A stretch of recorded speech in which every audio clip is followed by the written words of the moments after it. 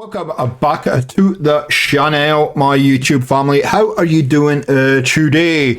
And I thought I would share some loadouts for an Xdefiant with you today. I've been playing along with it. I had a certain thing in my mind about loadouts and how gun setup should be, and I was completely wrong. And I had a few kind of tips from a couple of people, and it's making a huge difference. So without further ado, let's get into it, and I'll share my 4 favorite builds.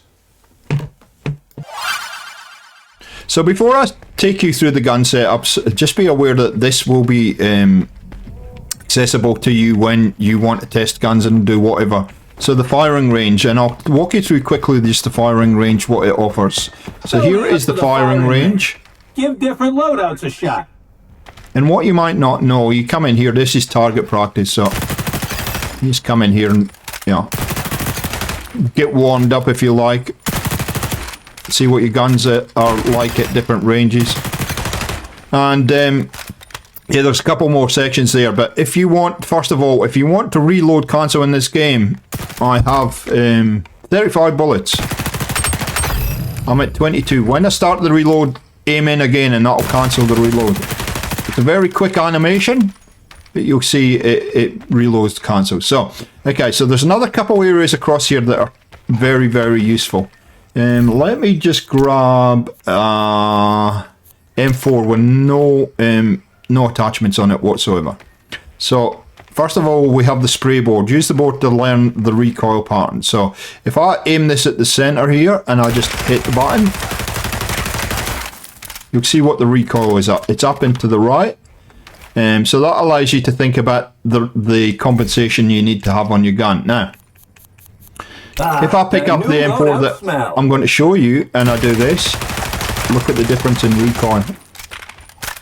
Market difference. So very good tool for getting your recoil under control, this spray board here. And the third area is this weapon evaluation tool here. So you can see you've got targets at 5, 10, 15, 20, and I guess that's 25, or it looks a little bit more, maybe 50. I don't know. The last two aren't marked. You can see 15, 10. So what this will do is it will tell you at different ranges. So close up at with a headshot, 67%. That will take 4 bullets. If I go to 10 meters, that takes 5 bullets. If I go 15 meters, 6 bullets. Now that's all headshots. What's the body shot saying? 6 bullet shot. 6 body shots. 6. So it's a good way of getting your stats down on the gun and understanding how many bullets it's going to take to kill. And yeah, then you can sort of build your build from there, and it gives you the time to kill as well. Now, see, that's about 40 seconds to kill, but in this game, the time to kill is key, and I will be showing you. If I haven't learned anything else in this game, there's a couple of things that I'd like to share with you, and that is concentrate on a couple of key things. Number 1 is have your gun firing as quick as possible. Get your time to kill up. Number 2, get your reload as quick as possible. You see in... that new loadout smell. See how quick that is compared to the standard? Those two will get you out of trouble a lot. A lot.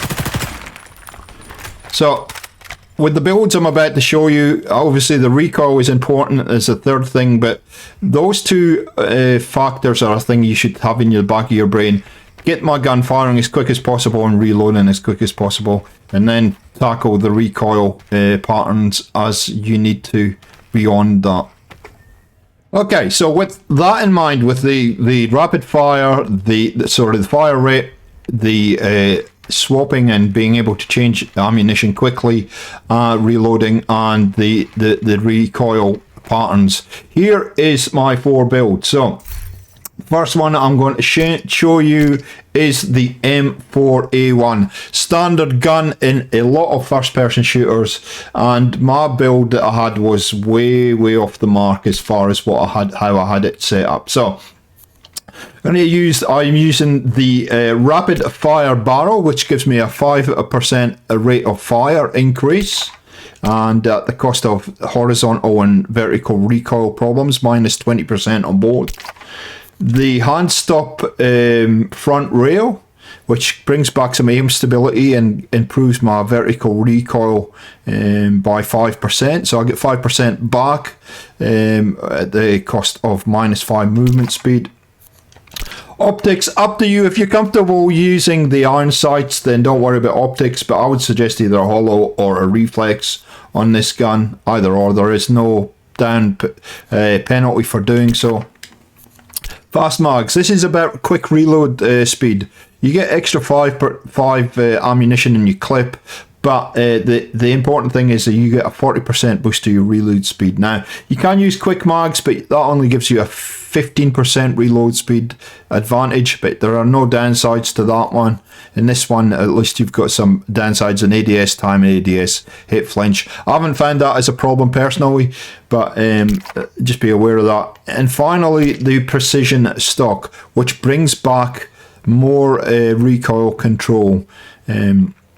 So that is the setup there. If you want to screenshot it, do so now. The capture zone is changing location. We're taking the zone. The next gun I want to show you is one of my favourite SMGs in the game, which is the P90. I love the P90 in most games, and you'll start to see a pattern with the loadouts that I'm using.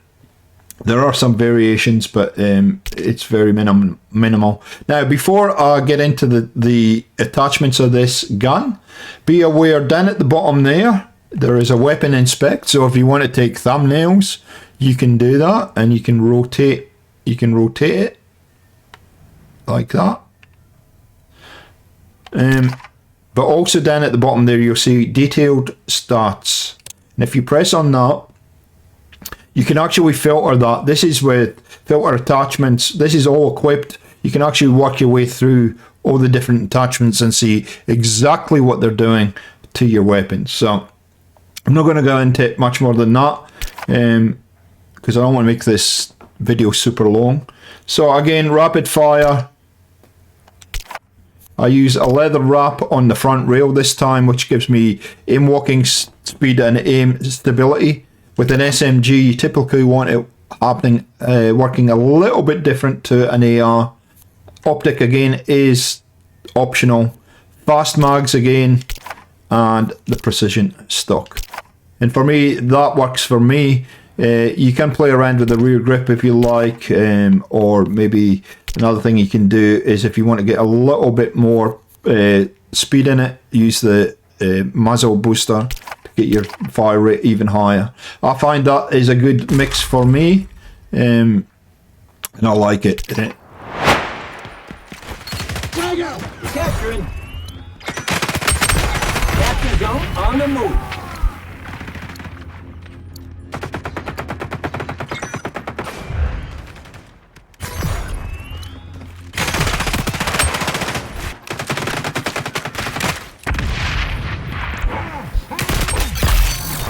The next one I'd suggest we do is the MP7. This is an absolute beast of a gun, let me tell you, ladies and gentlemen. This is just so much fun to use, and this is what it looks like as far as attachments. So for this one, the barrel I'm using is chrome lined. That gives me a boost to my short and medium ranges, which means basically it will keep the damage profile there, both in the short and medium term, and it gives me 20% boost to my damage range in those. So probably, I guess, out to 20 meters. I'm not exactly sure what the medium term range is determined as in this game. I use the hand stop front rail grip, which gives me aim stability and vertical recoil control. Fast mags again, and I use quick draw. And again, this is an SMG, so you want to be able to strafe, sprint, shoot speed, ADS time, making it as quick as possible to snap on, and then the collapsible stock, which again gives more movement speed and tightens up the spread of the bullets.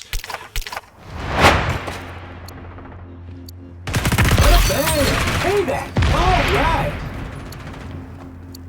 Capture zone contested.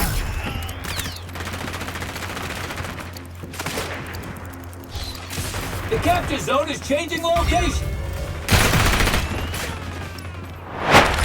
And finally, my last gun that I would suggest you use, or at least I love using, is the ACR 6.8. On this one, it's a little bit of a slower fire rate on the ACR, so I've went all out to get the rate of fire up using the muzzle booster together with the rapid fire. That gives me an increase of 7.5% on my fire rate. I'm using the vertical grip just to get the vertical recoil under control. Up to you if you want to use an optic on it. I do because I'm old and I need it. But if you didn't want to put an optic on, I'd suggest either the precision or the removed stock, probably the precision. And then finally, fast mags. Again, reload speed is key and fire rate is key in this game.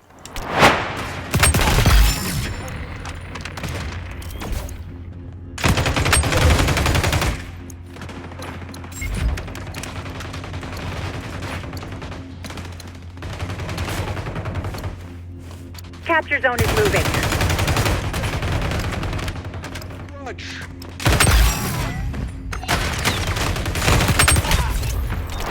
So there you go, ladies and gentlemen.